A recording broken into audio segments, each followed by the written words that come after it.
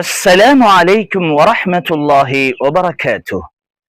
நமது modern Arabic சேனலினூடாக நடாத்தப்படும் modern Arabic வகுப்பின் இந்த தொடரில் இந்த வீடியோவில்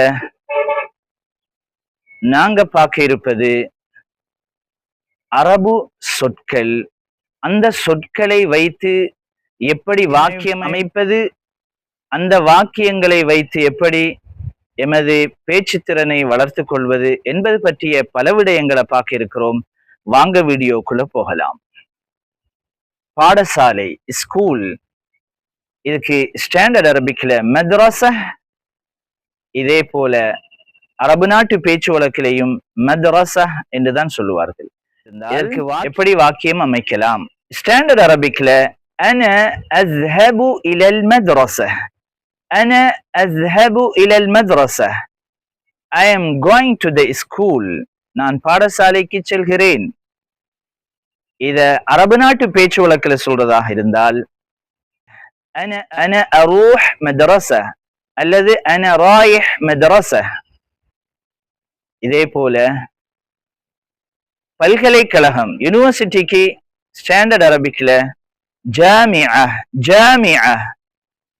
இத அரபு நாட்டு பேச்சு வழக்குல கல்ஃப் டயலக்ட்ல சொல்லுவாங்க ஜாமா. இதுக்கு எப்படி வாக்கியம் அமைக்கிறதுன்னு பார்ப்போம். أنا أدرس في الجامعة. أنا أدرس في الجامعة.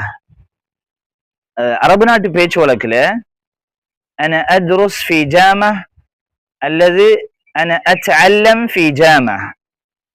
இதே போல வைத்தியசாலை, ஹாஸ்பிட்டல், இதுக்கு முஸ்தஷ்ஃபா என்று ஸ்டாண்டர்ட் அரபிக்ல சொல்லுவாங்க.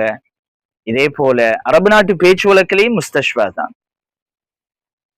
இதுக்கு எப்படி வாக்கியம் அமைப்பது என்று பார்த்தால், standard அரபிக்ல أنا أعمل في المستشفى. أنا أعمل في المستشفى. I work in the hospital. இதுக்கு அரபு நாட்டு பேச்சு வழக்குல கல்ஃப் டயலக்ட்ல சொல்லுவாங்க أنا أشتغل في مستشفى.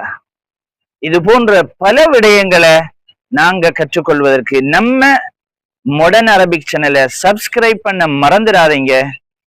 இன்ஷா அல்லாஹ் நெக்ஸ்ட் வீடியோல சந்திப்போம். இலல் லிகா மஅ ஸலாமா. شكرا لحسن متابعتكم. لا تنسوا الإعجاب بالفيديو والاشتراك في القناة والضغط على زر الجرس ليصلكم كل جديد.